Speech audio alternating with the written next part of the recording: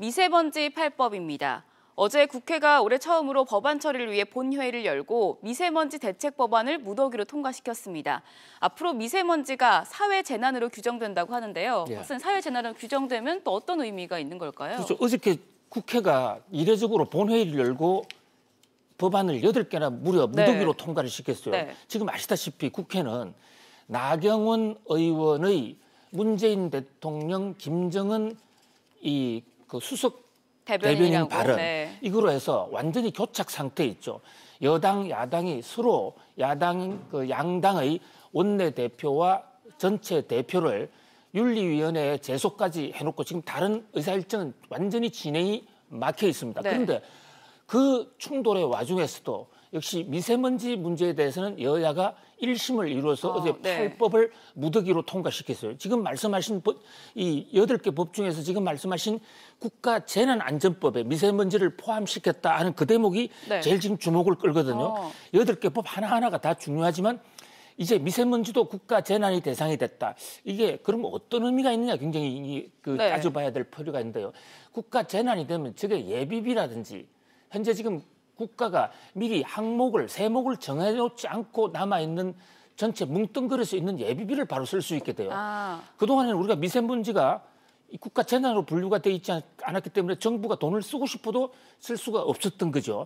그다음에 또 추경도 할 수 있게 되고 그 밖에 전국에 또 주목되는 이 미세먼지 8법 중에서 보면 전국에 있는 모든 각급 학교에 특히 초등학교 같은 데에 공기청정 정화기를 대폭 배치를 하게 됩니다.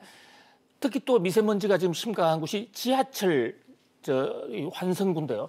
지하철에도 미세먼지를 걸러내는 통풍기, 또 각종 지방자치단체와 각종 공공시설에 대한 이런 미세먼지 정화 장치가 대폭 늘어나는데요.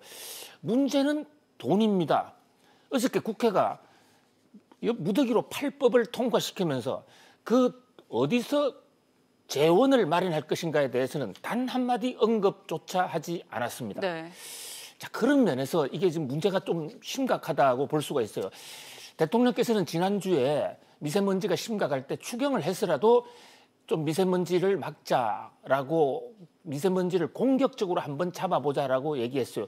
여기에 따라서 홍남기 부총리도 예산에도 불구하고 또 한 번 추경을 하겠다고 지금 그러고 있죠.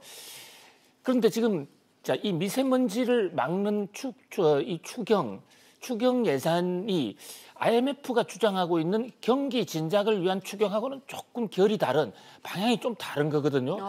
그런 면에서 과연 고양이 목에 방울은 누가 그러냐. 나라 돈은 없는데 어떻게 미세먼지 대책을 할 것인가. 재난안전법상에 이 미세먼지를 국가 재난으로 선포할 수 있도록만 한다고 해서 문제가 해결되면 얼마나 좋겠습니까?